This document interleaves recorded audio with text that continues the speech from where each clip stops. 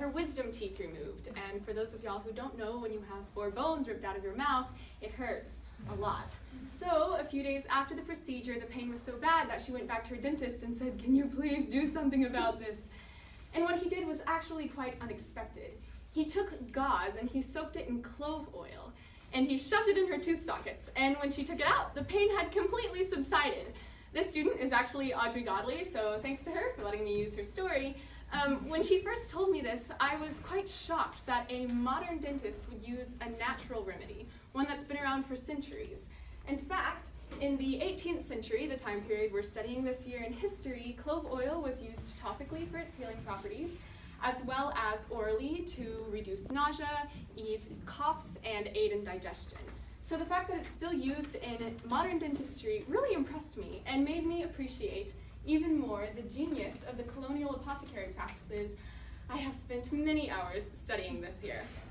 So first off, to define apothecary, an apothecary is a person who makes medicines and sells medicines. They were trained through apprenticeship. They would also perform surgeries and deliver babies. And the word apothecary can also be used in reference to the shop in which all of those practices took place. So the medicines that the apothecaries used were not only plant medicines. They would use minerals. They took chalk tablets to relieve heartburn, a lot like we do with our Tums today. They would also sometimes eat mercury, which is poisonous. So I figured it would be safer for my project if I just stuck with plant medicines. So I will endeavor to explain the process that I used to make some of these medicines.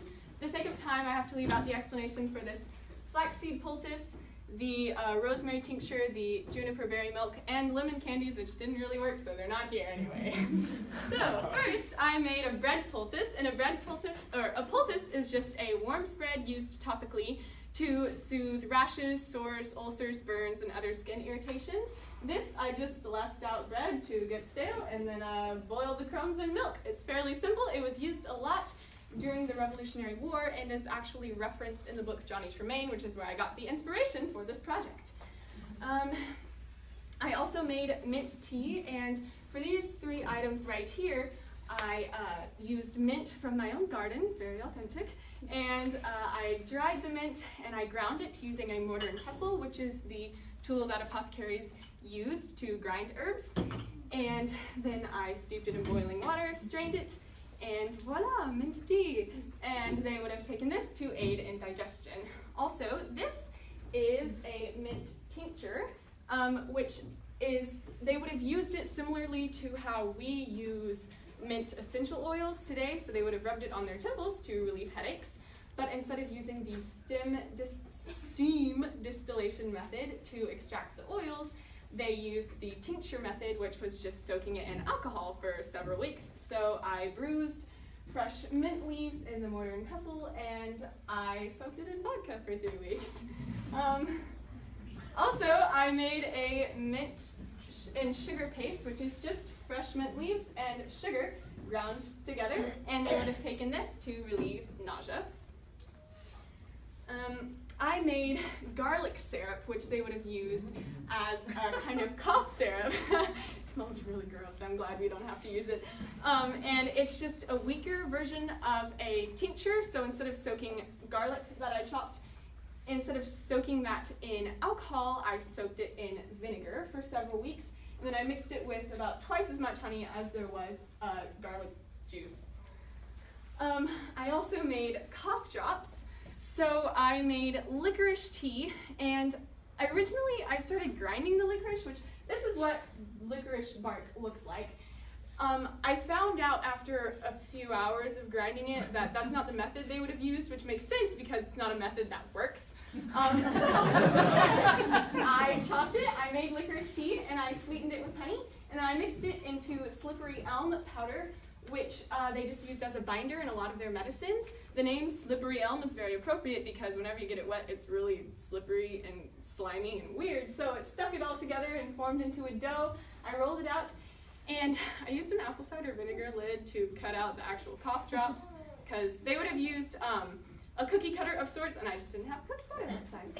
Finally, I made these pills right here. They are made out of cinchona bark, and slippery elm. Again, the slippery elm is just used as a binder. And cinchona bark actually has the same active ingredient as aspirin. So I ground those, I mixed them with boiling water, and I hand rolled these. They, half of the time, would have used pill mold, but the other half of the time they would have hand rolled it as well, so I was still being authentic. And that was the last thing that I made.